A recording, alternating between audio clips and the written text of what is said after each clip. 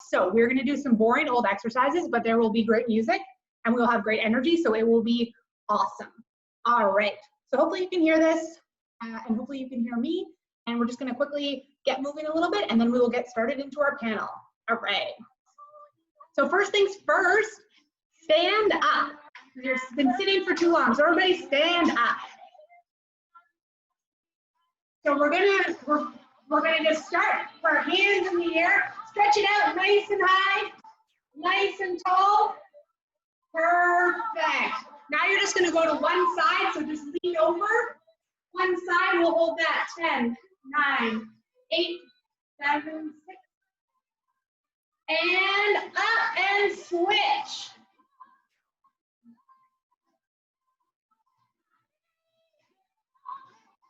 All right, perfect. Now we're gonna do some arm circles. So hands up, we're gonna go back. Okay, for a 10. Here we go. 1, 2, 3, 4, 5, 6, 7, 8, 9, 10.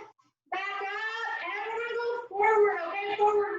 1, 2, 3, 4, 5, 6, 7, 8, 9, and 10. Perfect. Good job. Good job. All right. Now, what we're going to do, you're just going to shake your legs. You're going to shake that leg a little bit. Shake it out. Get them a little bit warmed up. We're going to do 10 squats. Okay, so just your regular squat. Just down like this. We're going to go 10 times. Okay? 10 squats. Here we go. 1, 2, 3, 4, 5, 6, 7, 8, 9, 10. Perfect. We're gonna do that one more time, but just for 5. Just 5 quick ones, okay? Shake out your legs. Here we go. 1, 2, 3, 4, and 5. All right, excellent job, everybody.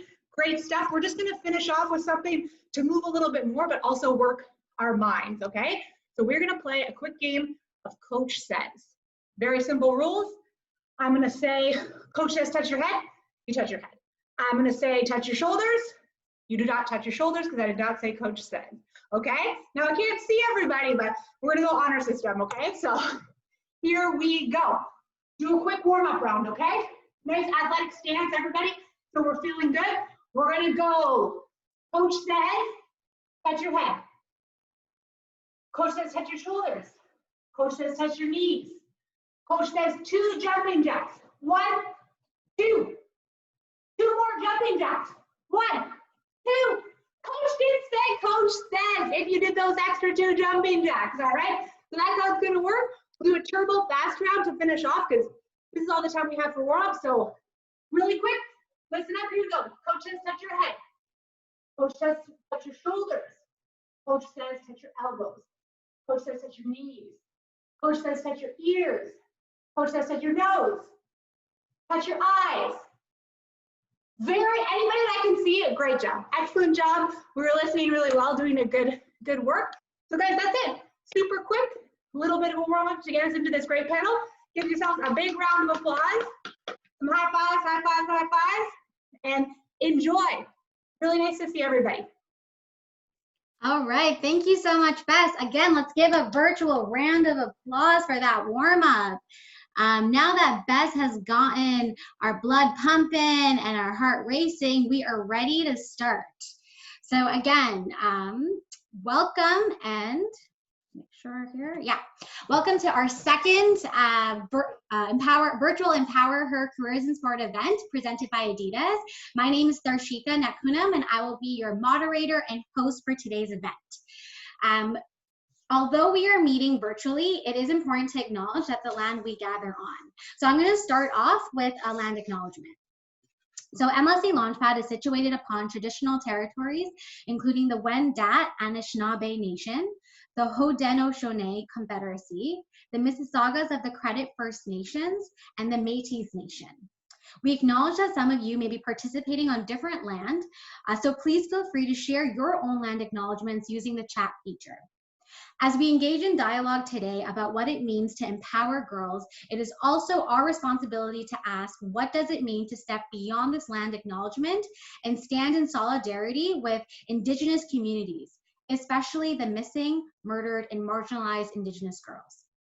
This acknowledgement also reminds us that we have different relationships to the land that we live on, depending on our ancestry and where we sit in relationship to the struggles for justice occurring on this land. As we celebrate Indigenous Heritage Month, we must recognize that this acknowledgement is merely words. The only thing that will make it meaningful is if it's coupled with action. So today, I want you to think about other ways you can take the learnings from this land acknowledgement into your community and empower girls to lead the future. We've got a great hour planned for you all, and we're going to start with an agenda. So Beth just led us through a great warm-up. This is something that we would have done if we were in person at LaunchPad today. The entire event actually would have been really interactive, so we thought of bringing that physical activity to you where you are at. We're going to actually start with some introductions. So although we are here virtually, we still want to get to know who all of you are tuning in today. Once we're done with the intros, we're going to get right into the main segment for today's event, which is our panel discussion. And then we're going to end off with a Q&A session where you will get a chance to ask our panel questions that are relevant to your experiences and things that you want to learn. And then, of course, it wouldn't be a true LaunchPad event without sending a survey. So we'll conclude the event with the survey to get your feedback. Before we get started, I do want to go over our rules of engagement. So right now, this is a webinar format. So you are currently on mute and your video is not on. I have set up the event to be an active speaker view. If for some reason you don't see it in that view mode, please be sure to click that view so that you can only see the person that's speaking. We will be recording this event, and the reason why we're recording is so that any girls who are unable to attend the event will be able to access it at a later time and also to use it as an educational tool. And finally, we want to get you involved throughout today's event. Although we are here virtually, we still want to make sure that we've got your participation and your engagement. And how we're going to do that is that we're going to actually use a tool called Mentimeter. On Mentimeter, you'll be able to engage with us throughout the event in two different ways. So one is through reactions. You might have seen a heart and a thumbs up flowing on your screen on the Zoom chat there. And the other is through answering questions. So what I'm going to invite you to do right now is to take your phone or take another device that you have close to you. And I'm going to ask that you open a browser and type in www.menti.com. All right, so once you type in www.menti.com, it's going to prompt you to enter a code. You're going to enter the code 730873. And when you see that, you'll splash onto our Empower Her page. I see that people have already found the very first feature of how to engage, which is our reactions function. So you'll see two options on the screen, on your Mentimeter screen, either to a heart to show that you really love what you just heard, or a thumbs up to show that you're really inspired and empowered. So you'll see these reaction buttons on different slides, and I'll point them out to you so that you know. And feel free to use these reactions throughout the event and when you see them to show our panelists and to show myself that you're really engaged and interested. Awesome. Okay, everyone's using the functions. I love it. The next way to get involved is to answer questions. So again, we want to make this as interactive as possible and engaging for you. So we've actually set up some questions that we're going to drop throughout the entire event. You'll get a chance to actually answer those questions again on menti.com. So you'll see a pop up on that browser there, and we'll be able to see your answers and we can engage that way. So let's test it out. So make sure you're on your browser right now, and I want to get an introduction from all of you. So if you go on Menti, www.menti.com, you have the code 730873 entered. I want you to answer this very first question. Tell us your name and what school you're from. So when you enter your name and you share the school you're from, I'll be able to see it on the screen and I'll call you out. All right, we've got Rose from Riverdale. We've got Julia from Riverdale as well, okay. Morgan from Batson College. Letitia from York U. We've got Glory from Schulich School of Business, nice. Okay, we've got Rachel from Arizona, all right. Heather from George Brown.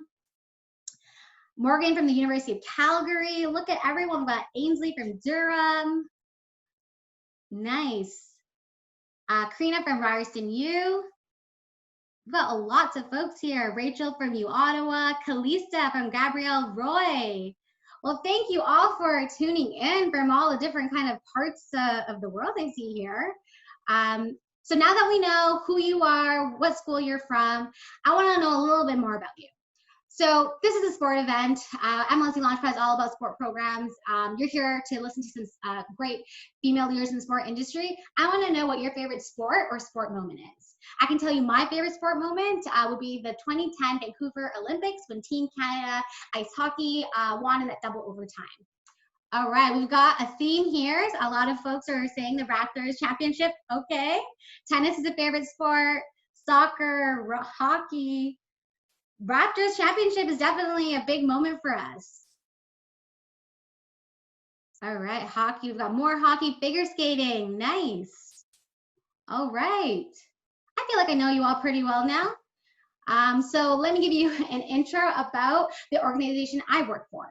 So MLSE LaunchPad is supported by Maple Leaf Sports and Entertainment and their professional teams.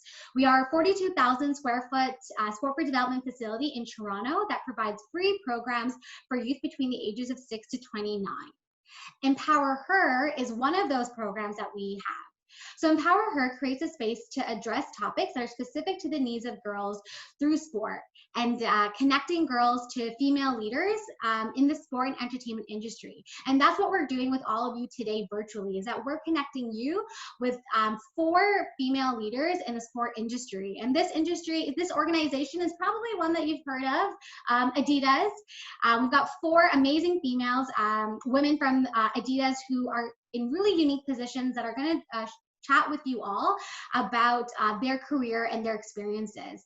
We have, girls on the call right now from like all different walks of life and different kind of levels of school and jobs. So our panelists are going to talk about, what their experience were like as an elementary school student, in high school, what they were thinking about, in post-secondary, how did those experiences support their career development, and how sport played a role in all of that. So you'll get to hear our panelists kind of go through their journey. But before we hear from their really cool sport-related careers, I'm actually curious to know what sport-related careers you are all interested in. So what are some sport-related jobs, or just like your desired career, dream jobs that you're interested in? All right, we got sports marketing, a gym teacher, working at MLSE, yeah, sports and event marketing. Okay, we've got someone who's on the marketing team for our panel, so that's good. Retail, okay. Sports psychology, nice. Sponsorship. Awesome, so you've got some ideas. Before we get into our panel, I wanna leave you with a couple of things to think about as you listen to our panel speak today. The first thing I want you to think about is, you shared here some of these your desired careers, but I want you to think about, what challenges do you think you might face in trying to achieve this career?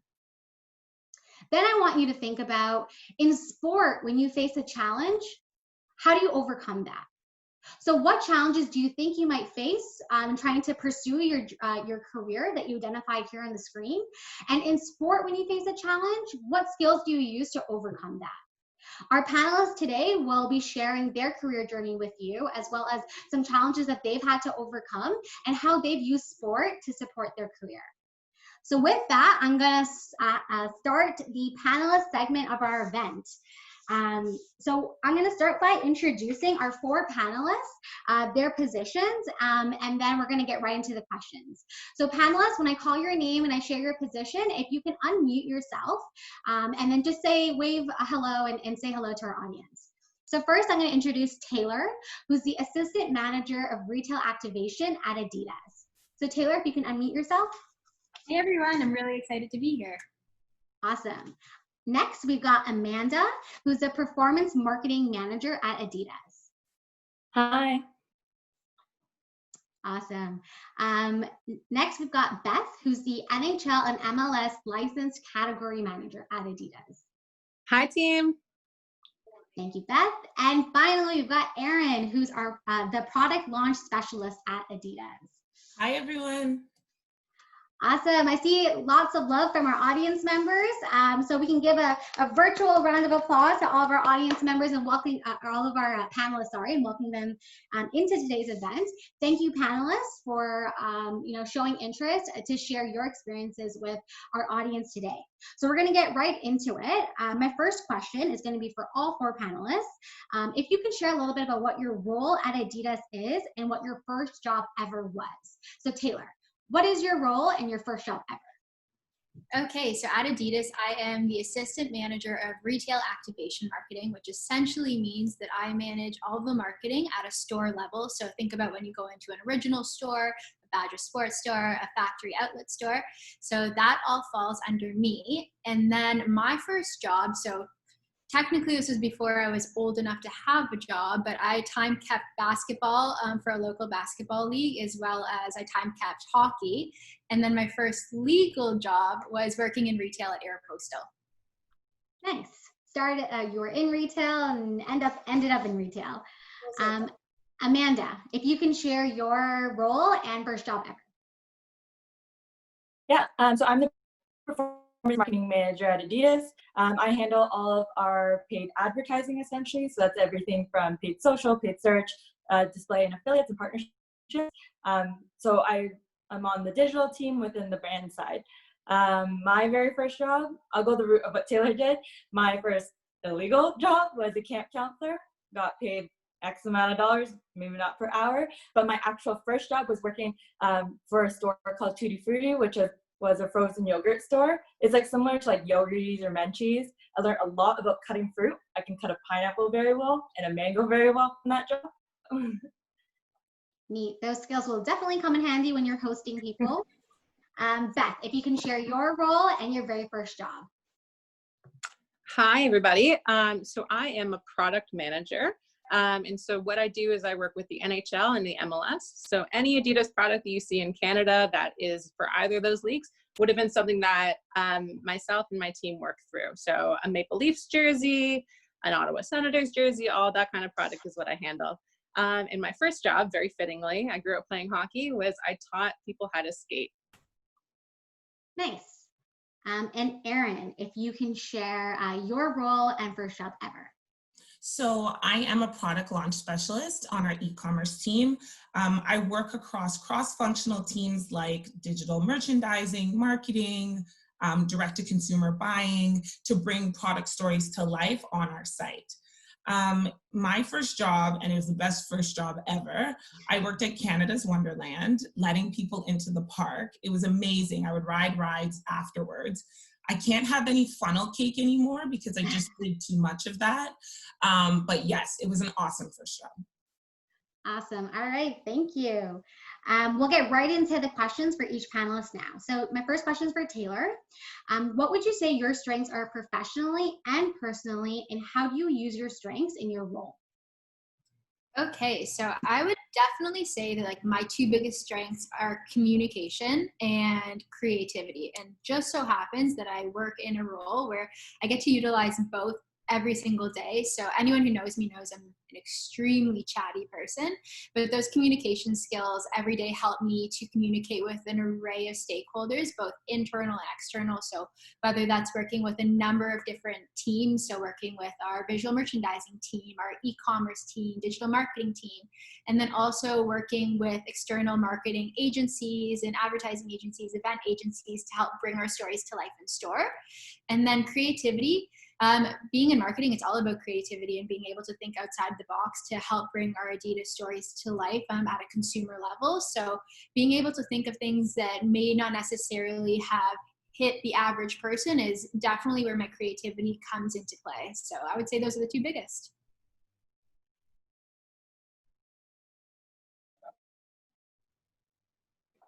Awesome. Sorry, I was on mute. Amanda, what motivates you the most about your profession? So in my current profession, so within digital marketing, I love to learn every day. which we all see in our daily lives. Probably every 5 minutes you touch your phone, you're looking at things that are digital, whether it's on TV, on your phone, social platforms. So I love learning about it because the digital world is so exciting and always changing. Like I'm sure like when your parents were growing up, what they interacted with their friends was using Snap,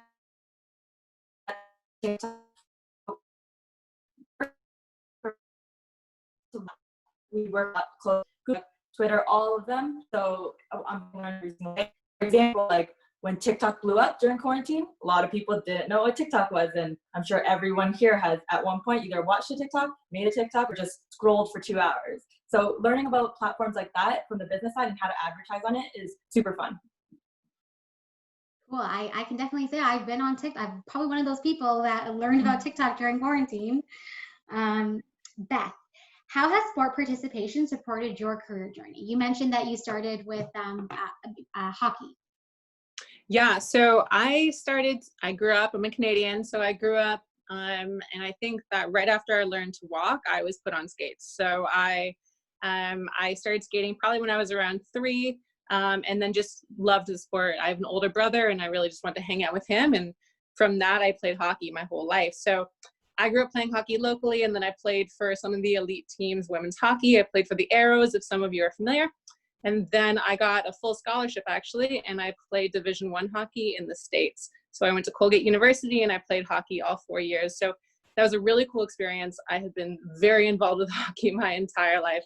And now I'm very lucky that my job that I have right now is completely hockey specific, working with the NHL. So definitely feel like I live and breathe this sport every day. In terms of the sport connection to my career, everything you do in sport has to do with hard work and teamwork. And I've worked in all sorts of areas. I've worked in real estate, I've worked in nonprofit, I worked in film for a minute. And now finally I'm at Adidas, which is very aligned to sport.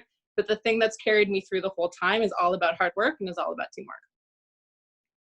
Nice. And Erin, what challenges did you come across in getting to where you are today? So I would probably definitely say the hardest thing that I've ever gone through in my career is convincing somebody to take a shot on me when I didn't have any experience to warrant that shot. So to give you some perspective, I spent most of my career working in customer service, account management, and supply chain. And then about 1.5 years ago, I made the decision that I wanted to pivot into e-commerce, but I didn't have any e-commerce experience. So that was really tough. And I would say the way I overcame it is, although I think it's important to highlight your transferable skills. More than anything, I think it was really important to me that the head of my department and my manager knew that I was going to work my butt off to make up for the things that I didn't know. If you think about the best athletes in the world, maybe 50% of their skill level and their talent comes from natural talent, but the other 50% or more than that comes from their hard work and their dedication. Like Beth said, that's so important. So I think that it was important for me, and I would give that advice to anyone else.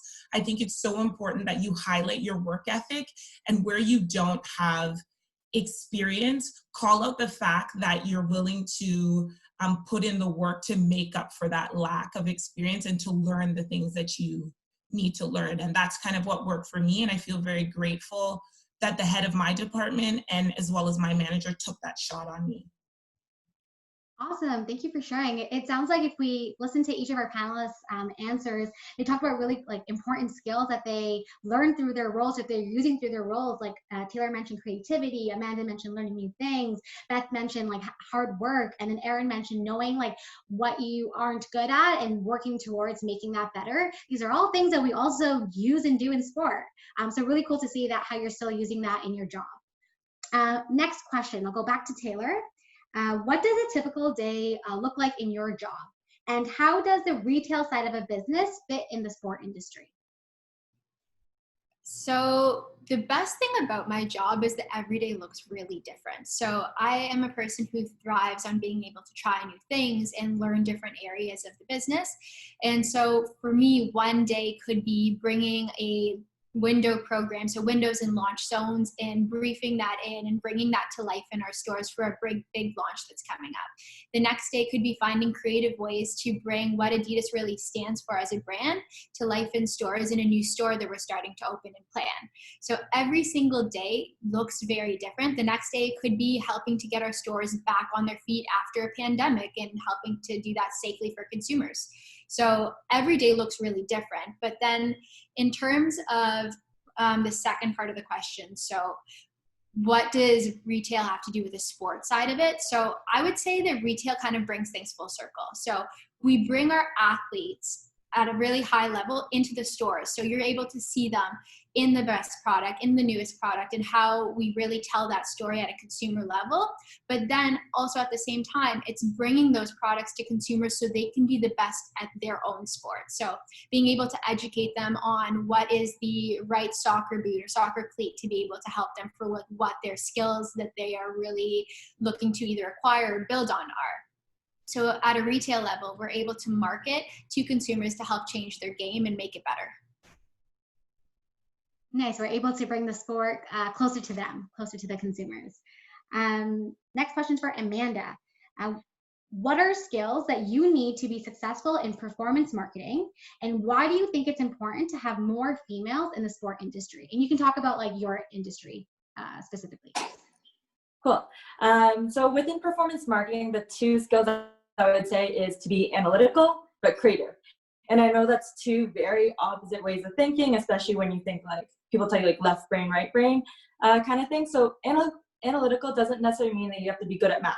You could be able to pick out a pattern in anything, for example, and to be creative doesn't have to be, you have to be good at drawing or design, things like that, but it's just to think outside the box. For example, I run a lot of campaigns, and I always is going to perform the best, and somebody want to even take 1 second of their time to just, so really thinking of different new ways to do things and how to get in front of people is the biggest thing within performance marketing. I think for why is it important to have females in the sports industry? I love questions like this. Myself, I have a strong in working for sports organizations. I've worked in very male-dominated sports. So, for example, my recent job before Adidas was at the Toronto Blue Jays on their partnership. And if you don't, very boys club. It's very male-dominated. It's very traditional sport. And I just think that the females that I met in the organization there just brought such a refreshing and out-of-the-box thinking. And I think that a lot of females bring a different type of leadership compared to males. I'm not saying that either gender cannot do the other, but I just found that a lot of females, it would be very easy for me to approach them, especially having someone to look up to in the industry. I think that a lot of females also have this kind of mindset sometimes that they may not know the most about a certain sport. Like, for example, I didn't know a lot about baseball, but my colleagues knew a lot more than me about every single player on multiple teams. I will never get to that point, but I knew I loved it. I loved being there. I loved just being in the stadium every day. And for me, that was enough for me. I had the passion for it.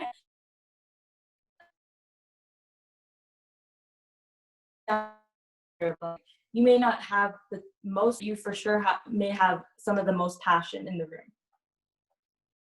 Thank you, Amanda. That was really inspiring. I just want to note your audio is coming in and out. I'm not sure if there's something you can do on your end, but we did get to hear most of what you said. Awesome. Next question is for Beth. So you talked a little bit about kind of like your sport experience and like some of those skills that you used or that you've continued to use in your career. But do you see a correlation between participating in sport and having a successful career? And how do you think your participation in sport prepared you for work? Good question. I think that life is sort of like a sport. And everything that you do really is about your connections and communication with everybody else. So I'll think about, so I'm in product.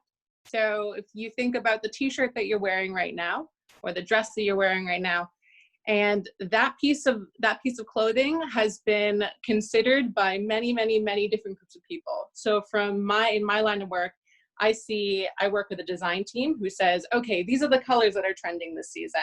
These are the fabrics we want to use. These are the sustainable pieces we want to bring in. And then from there, I talk with our logistics team. And then from there, we talk about our supply team. And then we talk about with all of our marketing teams. So there's so many groups of people that go to bringing your shirt to life. So everything that you have around you is there because a group of people from lots of different teams came together to make that happen. I mean, think about this Zoom call. All of these different people are coming together to make this happen. So that's a huge element of what sport's all about. You can't win a game by yourself. In hockey, you don't play 1 against 5 people. You can't be a forward and a goalie. You need everybody on your team to make you guys successful. The other thing I really want to say is that one thing I learned from sport that's so important is losing. Losing is the most valuable thing that will ever happen to you. I can tell you that when you lose in sport and when you lose in business, it immediately, maybe it breaks your heart, but it also shows you what all the targets are. So now you know, oh, I lost because this thing didn't work.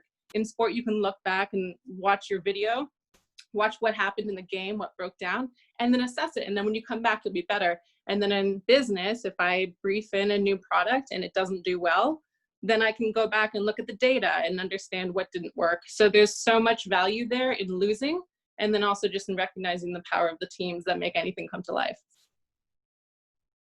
I love that. That was a great metaphor. Sport is life. Life is basically sport. So good. I think a lot of us on the call can relate to that. Erin, so what are the daily tasks for your job? And how did you take what you learned from your education in business and law and apply it to your current role at a sports company? So I would definitely say my day-to-day, similar to Taylor, is kind of different depending on what campaigns we're working on. But if I could kind of break it down into 3 things, I would say, first, I sit on a lot of global calls regarding product campaigns that we're going to execute in the future. So the global team is telling us what the vision and the strategy is for that campaign. The second is I work super closely with our digital visual merchandising team. I consider her we are right and left hand. We talk every single day. She is my partner. And so we talk all day about product campaigns that we've executed in the past, making sure they look good on site and they look the way they're supposed to. And then the third, and if you know the apparel industry, this is kind of how it works, but we are always looking seasons and seasons into the future. So I'm working with our supply chain team and our buyers to track product and make sure that it arrives on time to fulfill those campaigns and those visions that kind of our global team is putting together. So those are the 3 that I would kind of high level say. With regard to my education, yes, I took a business and law background. That's what I went to school for at Ryerson, go Ryerson. And it could not be further than what I do right now, because at the time, Mama Rose, she wanted us to go and be a lawyer, so that's what we did. But when I was in school, and the great thing about Ryerson is it allowed me to broaden my education. So I also took entrepreneurship, I took marketing, I took retail ops, and it allowed me to learn the language of business and to build my business acumen. So even though technically, yes, I took a business and law background, that's not what I currently do now. I'm really fortunate that I went to Ryerson, that allowed me to have a broad education. I'll be honest with you, you will be very hard pressed to find people who went to school for one thing and are doing that exact thing. Oftentimes you'll see that people tend to pivot. And so I always say to people, don't get too hung up on your education, because it's never too late to decide you wanted one thing and to pivot to another. Awesome, thank you. All right, I think we've got time for one more round of questions for each panelist before we get into the Q&A. So Taylor, I'm gonna throw it back to you.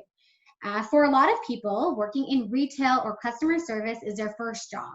So how can someone maybe someone on the call right now, how can they move up in their retail job and make that a career? Perfect question. So I actually take a look at what my current marketing team looks like, or just like across the entire business. And there are so many awesome teammates who actually started at a store level and have worked their way up. So it is 100% possible to do. The best advice that I have for that, honestly, is to go in every single day and give 100%. similarly to sports, like you have to basically leave it all on the table. Every time you go into work is an opportunity or essentially a tryout for you to show your best skills. So I think about the people that have reached out to me, even specifically from a store level, to talk to them on a mentorship level. It's reaching out to find those opportunities. It's talking to your managers or your district managers to see what else can you take on that's maybe a little bit more responsibility that can eventually lead you to that next level. And then most importantly, apply. You never know what can happen. If there is a role that's open, whether that's maybe it's an internship or maybe it's something that you're like, you know what, I don't have all of the technical skills for this, like Erin said, but someone could take a chance on me and I know I have the transferable skills and I have like the wherewithal to really kill it in this role. Maybe it's that. So you never know what can happen. I never thought I would be here in a million years, like fulfilling what I'd say is my dream career. So you miss 100% of shots you don't take, to use a really cheesy like Wayne Gretzky sports metaphor, but it's very true. So just give it your all and take every opportunity that comes your way. Awesome. So audience, girls, look for those opportunities. That's what Taylor's saying. Next question, Amanda. You've worked in many different organizations before Adidas, so you even mentioned the Blue Jays. What was something you learned from your other roles and that you would recommend our audience to consider when applying or searching for their first jobs? Sure. I put AirPods in, so hopefully it sounds better. Okay, so for me, just to take it back a bit, to give you kind of a sense of my background, I went to Western for kinesiology and sports management. So my first point that I would want to say is it's okay if you don't know what to do, especially going into school. When you're going into university, I didn't really know what I wanted to do. I took the kinesiology and sports management route because I love science and I love exercise science. Some people take that in high school. And for some reason in my mind, I really wanted to work for the Olympic Committee at this like Gatorade research facility that they had, or I wanted to be a chiropractor. Completely left field compared to what I am now. My other passion was in marketing and in sports. I just knew I wanted to work for a team was the other route. And obviously I went down that route. So it's okay if you don't know what you want to do, because eventually you'll pick up skills and you'll figure it out along the way. The second one is build your experience. In university, I kind of made sure that every summer, instead of just going on vacation for a long time or whatever else you can do, I tried to get experience in things I was passionate for. So I always tried to pick up an internship. And for anyone that has ever worked in sports or is trying to work in sports, the sports pay isn't necessarily the best, but experience sometimes outweighs that pay. So getting your foot in the door and just putting yourself out there, whether you want to volunteer for, like, for example, when the Pan Am Games were here, or if you want to actually work for an organization, just putting yourself out there to make yourself available for that. The third one I would say is build your network. You never know who's going to help you along the way. It's always important to keep in good standing with people and just try and meet as many people as you can. And then my final point, which is something that I love, and I don't know how many people I've met in my industry that is similar, but get outside your comfort zone. So for me, when I was coming out of school, or like when I was in university, I knew I wanted to be in sports. I wasn't the best athlete, and I knew I couldn't make it as a professional sports player or athlete. So I went the route of I want to be in the business side. So for me, I love basketball and I love soccer. Those are my two main sports, but I've never worked in basketball, but I've worked in soccer. So other sports that I've worked in, for example, was I worked for Honda Indy, which is a racing company. I worked for Tennis Canada for Rogers Cup, which is tennis. I worked for OHL for London Knights, which Mitch Marner came from, for hockey. I didn't love those sports, but I took opportunities in those sports so I can diversify myself and have a bigger perspective of what sports actually is. Because, for example, basketball and tennis are completely different sports, and the people that attend those games and the people that work in those industries is completely different. It's also okay if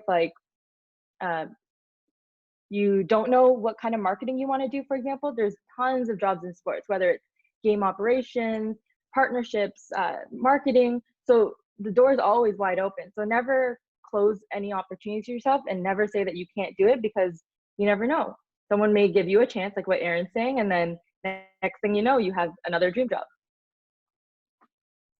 Awesome. So diversifying your experiences, looking for those opportunities, kind of building on what Taylor said and trying to build up those skills as well. Nice. Beth, so you were a varsity student. during your post-secondary education, what was something you really valued from being a varsity student? And what would you recommend our audience do, as many of them are aspiring athletes and applying to schools? Yeah, so people ask me all the time, or I guess when I was younger, you know, how do I get a scholarship? And I can tell you that when I was playing hockey, I actually never thought about getting a scholarship. I just played hockey. And I think that if you have tunnel vision on getting a scholarship and playing at a certain level, I think that you're going to burn yourself out, especially because once you get there, it's pretty serious. So if you're focused on getting a scholarship, I would just focus on that game and on that practice and on that moment with your teammate, because those are the things that will actually lead up to potentially getting a scholarship, just to address that, because I know that there is this energy behind being a scholarship athlete, and it's not always positive, and it can be kind of stressful for people. So the other thing I would say is once I got to Colgate and started playing full time, it's really serious. You play 7 days a week, and you don't get a break. And I didn't really understand what I was getting into when I got there. But once I got into my second year, I really got into a groove of it. So, I mean, being a varsity athlete means that sometimes you're taking exams on the bus on the way to your next game. And you have a mentor who's sometimes your assistant coach who's working you through like a business class. So it really requires the most time management you can imagine. I grew up a lot in college because of that, because I had to perform at a certain level, and I also had to get certain grades in order to keep my scholarship. So it's a very intense experience, but also I think certainly is one of the reasons why I'm good at my job right now, and also certainly a reason why I don't feel like there's any job that I couldn't do. So it sounds like you mentioned, like you're taking on multiple roles as you're a student, plus like the amount of confidence it sounds like it's given you being a varsity student, as well as like the intense workload that you had to come to fall with it. So that's great. And finally, Erin, for your role, you do a lot of storytelling. What are some things that inspire you and how you tell those stories in consumer experiences? And what are some tips to sharing a good story? Not just an Instagram story, but a good story. So I would definitely say that my favorite part of my job is the storytelling, but more than that is the fact that I get to work with a team of people who build stories together. So we come from all different components of the business. Amanda is one of those people who I get the privilege to work with and tell really cool and interesting product stories and build consumer experiences. If I speak to what exactly inspires me, I think when I walk into that room, or right now we're on Zoom, so we do it on Teams or Zoom. But when I'm in that room, I'm constantly thinking to myself, how do we build an experience that appeals to a diverse spectrum of people? So an experience that could appeal to me, but also an experience that could appeal to Amanda, and an experience that could appeal to somebody else in the room. I think that's super important. And it's something that I'm always thinking about, and that's always inspiring me. When I talk about, I like that question a lot when you say, what's the tip to telling a good story? And I'll talk from a brand perspective and then self. For a brand and self, actually, I think it's one thing that I think is the most important, which is authenticity. I think consumers can 100% tell when a brand is telling a story that's not authentic to them. They can read through that. You'll see it on your social, you'll see it on your Twitter. I use the example of Apple. If this phone was all of a sudden, Apple was like, let's add a cord, because that was trendy on Twitter or on TikTok, I think consumers would think that that was super weird and didn't make sense for the brand. And so I think it's so important that brands are telling stories that are authentic to who they are and their DNA. I think the same applies for yourself. Whether you're talking about, I think when I was growing up, I did a disservice to myself not always being authentic, because it felt like it was easier to fit into a room. Whether you're telling a story on your Instagram, whether you're telling a story to your boss, I think you always have to ask yourself, am I being true to myself? I think that this sounds really cheesy, but like, you're the only version of you, and that's your superpower, right? You're the only one in the room who is you. So I think it's so important that you're always highlighting that, and that can be hard when you're young, and sometimes it takes time to get there. It took me time, but that being said, I think it's super important. Awesome. Thank you. Being authentic, I think that's really important, especially in the times that we're in right now and being behind a screen. I think that concludes the question part of the panels on my end anyway.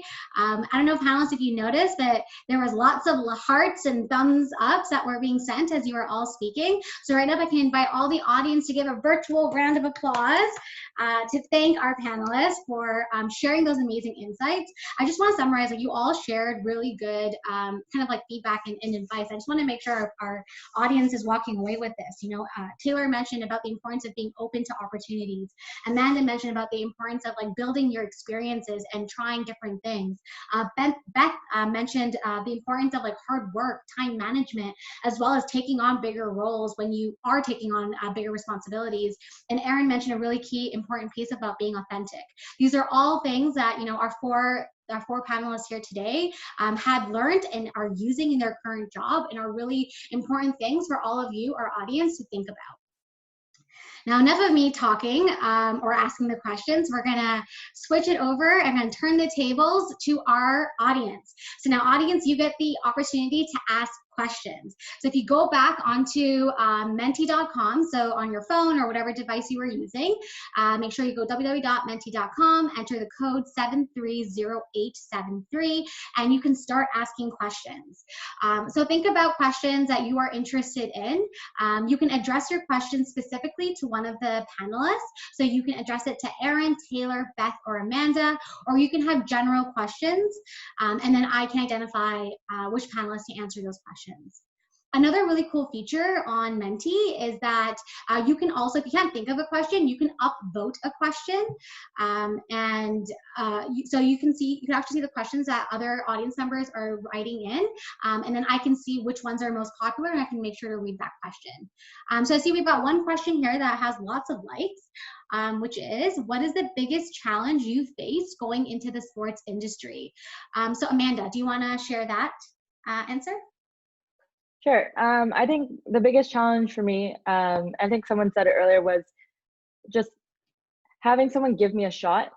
I think a lot of times you just need to be open to taking on a challenge like that. And I feel like a lot of people might, in their own minds, kind of convince themselves that they might not be the right fit for the job. But you'll never know until you take that shot. So I think that's the biggest thing. I think additionally, just showing your passion goes a long way. Just showing that, like, you know, the industry or even just the sport itself, and that, like, maybe you've played or maybe you haven't, that doesn't really matter at the end of the day. It's just that if you're passionate, that will come through in your authentic answers. Awesome, thank you. Next question. How do you show the interviewer you're hardworking without sounding generic? Erin, do you want to take a stab at this one? For sure, I like this question a lot. I think if you just say, yeah, I'm hardworking, it's like, okay. But I think more than that, it's super important to show examples of how you're hardworking. I think that examples will really showcase that for you. So is it that you have a side hustle? Is it that you worked while you were in university and you maybe opened a business for yourself? Is it that you're prepared to study on the weekends, or you've already been studying prior to the fact that you came to the interview? I think one thing I will always say is that go into interviews prepared. And I don't just mean like go on the website and read like the mission statement and write it down and then great. Do deep diving onto the business, because that when you do stuff like that, you come into the interview, and when you tell the interviewer that you're hardworking and you've done all this research ahead of time to showcase how hardworking you are, I think that further validates that you are in fact hardworking. Awesome, that's a great answer. Next question. Are there any opportunities throughout the year for students to get involved with Adidas or MLSE LaunchPad? Beth, do you want to take a stab at answering this question around opportunities at Adidas? Sure. So first of all, Adidas is huge. So there are so many opportunities to be part of this company. We have offices in Germany, in Portland, in New York City, in Toronto, and XYZ country around the world. So there are huge opportunities to be a part of Adidas. I would say that one of the most important pieces of it is just get your foot in the door. So if you don't see a job title that is exactly what you think you want your job to be, just apply for it and do your work, and then get your foot in the door. I mean, so I started with the brand in the Portland office, and I worked with our IT project management team. And let me tell you how much IT project management experience I had previously. But I was somebody who could work hard, who knew how to do a lot of research, who showed that I could hustle and get the job done, like Erin was talking about previously. And they saw that and they recognized that. From there, I moved into product management. Once you get your foot in the door of some of these big brands, you can pivot. And that's super common. Erin was saying that she had worked previously in CS. Like, once you get in, you can end up anywhere in the business. So I would say, don't harp on the job title, apply, do your research, and then just get your foot in the door. Awesome. And I think Taylor mentioned earlier that there's internship opportunities as well. Are there any other opportunities for students? Anyone on the panel can unmute to answer. I think internships is the biggest one at Adidas. Obviously this year it's a little difficult. I don't know what happened to the internship program, but every summer they take in about anywhere from 6 to 8 interns across like different departments. And then a few of them have been hired on full time afterwards. So for example, we had a digital marketing intern and now she sits on the product side. So similar to what Beth was saying, you can come, as long as you get your foot in the door, you can pivot however you want. So. Cool. And I'll do a little plug for LaunchPad. For students, we actually have a summer program as well, Leaders in Training. It's for youth between the ages of 15 to 18. We're actually still accepting applications. The application closes tomorrow. So head on to our website. You can go to www.mlselaunchpad.org, look at careers, and apply for the LIT program there. You'll get a really cool, different virtual coaching experience at LaunchPad. And then we also have other ready for work employment programs that you can apply for to get experience, more like employment experience at LaunchPad. I think we have time for a couple more questions. Oops, nope, sorry, the wrong thing. Okay. What was the best career advice that you ever received? Taylor, do you think you can share something with us?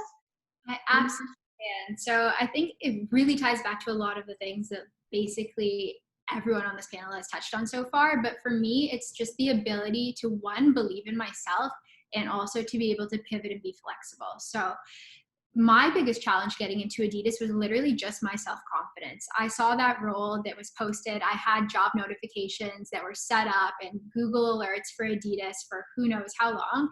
And it took me a really long time for me to personally be able to get the courage and the confidence in myself that I had everything that it took to get into the company and apply. Once I did, here I am now, but I could have probably gotten in earlier had I had more confidence in myself to be able to go out and do it. And then in terms of pivoting, like Amanda just said, it's being able to be flexible, and like Beth said too, you never know where in the business you may end up. So I would say too, being flexible also happens within my job currently. There's always something that is going to go wrong, and it's the ability to pivot on that and not internalize it and feel that, oh, I'm not good at my job. Oh, there's something that's wrong with me and how I'm handling this. It's everything that you're able to do to be able to take what you've learned, pivot into a new area, and then you'll never make those mistakes again. So just bettering yourself through the ability to be flexible. Awesome, thank you. So unfortunately, that's all the time we have for questions from the audience. I have all of I see that there's 22 questions in total. So what we'll do is I'm gonna save all these questions, and we will be sending a follow-up email to all of our audience with just those opportunities at Adidas and LaunchPad, like I mentioned, as well as answers to some of these questions. So if panelists are okay, I will follow up with all of you with some of these questions that went unanswered, and then audience, I will share those answers with you in a follow-up email. So audience, now that you've asked questions, which are really good questions, I should have leaned on all of you for designing my interviewing questions. But now that you've asked questions, I'm gonna ask you some questions. So you just heard an amazing panel talk about their career in sport. Are you interested in pursuing a career in sport now after hearing them? So you can answer yes or no. We've got lots of yeses. And it's okay if there is a no. You know, this is our second virtual event on different careers in sport, and you've only gotten a taste of what some of these careers could look like. There's a bunch, like the sport industry is quite wide, and there's a lot of different different types of careers. So stay tuned for more virtual Empower Her events to maybe find a career that you're interested in. So remember earlier, I asked you to think about a skill that you use in sport to overcome challenges, and how thinking about some of the challenges that you might face pursuing your career. Having listened to our panel and kind of the feedback that they gave and how they talked about how they use sport, what's one skill that you use in sports that you could also use in your future career? All right, we've got teamwork, confidence. Okay, yeah, our panel definitely talked about confidence today. Practicing and improving, determination, grit, that's a launchpad life skill. Teamwork, again, leadership, perseverance. Yeah, our panel talked a lot about working hard, work ethic. Awesome. Communication, adaptability, these are all great skills. I'm glad you are all walking away with how you can use at least one thing that you use in sport in your future career, as well as all the great advice our panel gave. And one more question about the event. What are 3 words that you could use to describe today's event? This is only our second virtual event, so I'm just interested to know, what did you think? You know, would you use words like empowering, fun? Okay, I'm getting some words here. We got informative, entertaining. We did get inspiring, fun. The bigger the words means that more people are using those same words. So it's good to see that we have inspiring and cool taking up a lot of space, and empowering. Nice, fun, awesome. At the very end, we'll be able to actually screenshot all of these words. So I'll be sure to send that to all of you so you can see what everyone thought about today's event. Okay, last part of the event. I mentioned earlier, Launchpad, we love to do surveys, so we're gonna do a survey right now. All of the questions are confidential, like your answers will not show up on the screen and your name will not be tied to it. We just wanna know like what you thought about today's event and get feedback so that we can make more and better events like this in the future.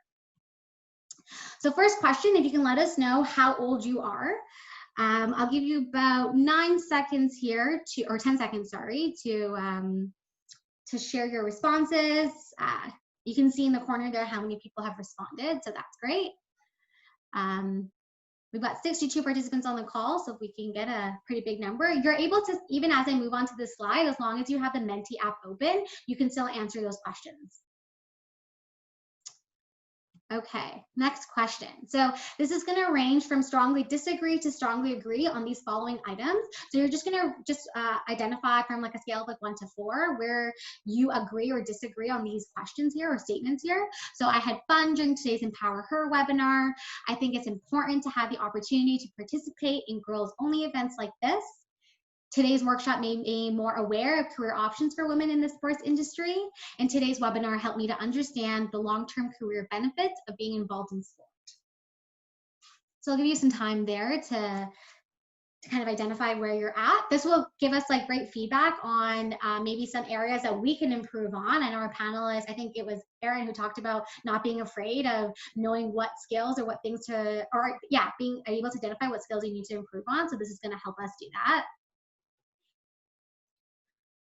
Awesome. I'll give you about 10 more seconds. Okay, move on to the next question here. So after today, I am more likely to consider a career in the sports industry. So you can just identify from strongly disagree to strongly agree which one you relate more with.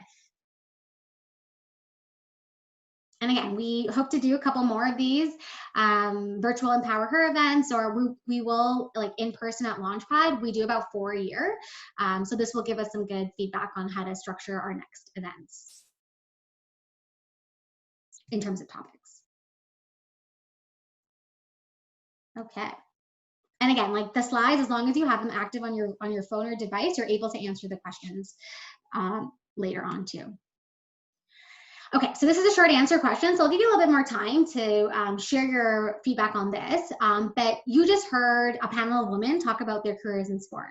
Why is it valuable to see women in careers related to sport?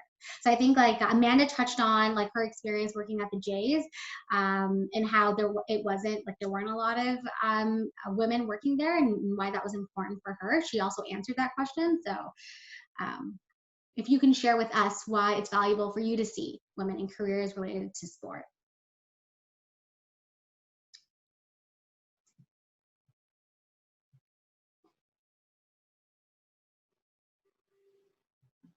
We're almost at the end. A couple more questions left.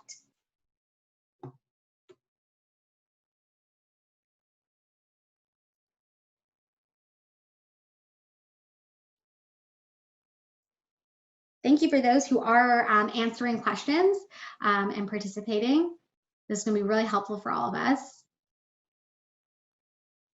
And like I mentioned, I'll repeat it again, we will be following up with all audience members, those who showed up, as well as those who registered, with the link to this event. It'll probably live on our website. We have an online hub, so the video will link there. So if you wanted to rewatch it, or you wanted to share it with a friend or colleague, you can access it at a later time, as well as the answers to all of those unanswered questions.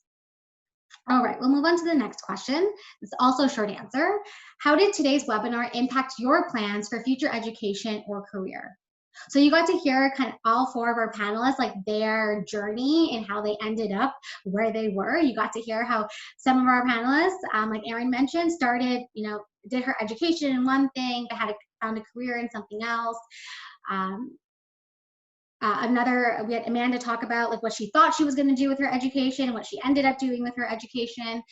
So how did today's webinar impact some of the things that you were thinking about for your future? And you can even reflect back on those skills, that skill that you identified at the end of what you could use from sport in your future career. Our goal with the panel is really to hopefully empower and inspire you to launch your career in sport. And I think all four of our panelists shared some really good tips and advice for you to do that.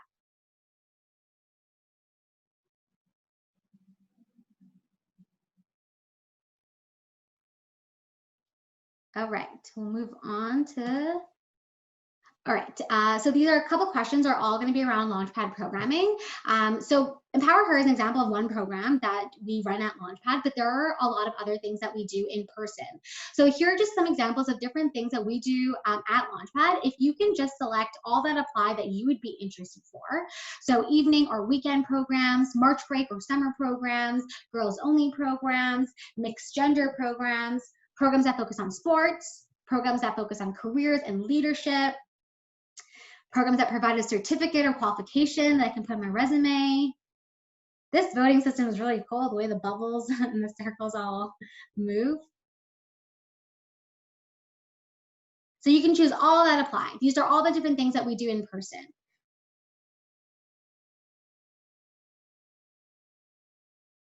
Awesome. We will obviously at this time we are doing virtual programming, but as soon as we get the update of what in-person looks like, we will be sure to follow up with all of you since you have registered for this event on when we will go back in person.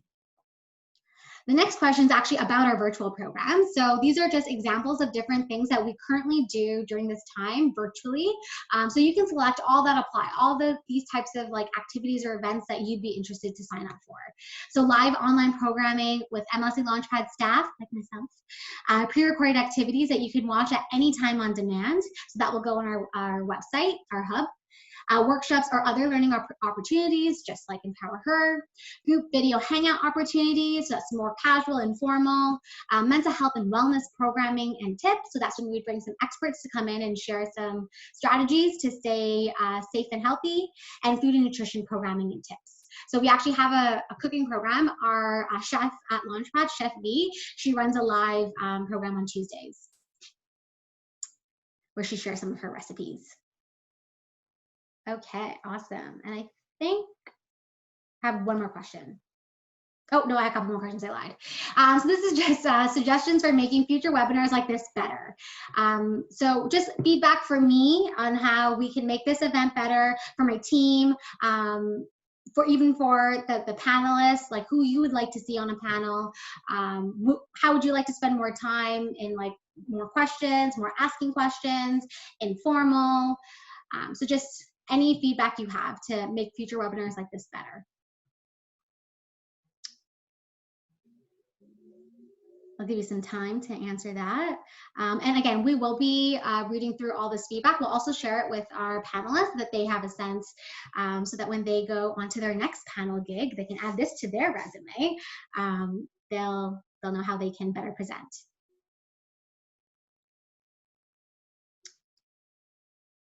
Okay, and then just any comments you have about today's webinar. So you can address these comments to the panelists, to myself. We can share this feedback with them, or even if you just want to say like, great things like, super job, Erin, you're so amazing, Taylor. I loved your openness, Beth, and Amanda, keep sharing all the great tips. Whatever it is, you can just, any comments you have about the webinar for us in general. And the last thing is about becoming a LaunchPad member. So if you're interested in becoming a member, please enter your email address in the box that you have on your screen, and we will follow up with you about a free membership. All right. We also can follow up with you with the email addresses that you provided on your registration when you signed up. Okay, and that's it. We've come to the end of our event. Yes, please use the reaction features here. Give all the love and the thumbs up for how you felt about today. Before we officially end, I want to do something that we always do at LaunchPad, and that's giving shout outs.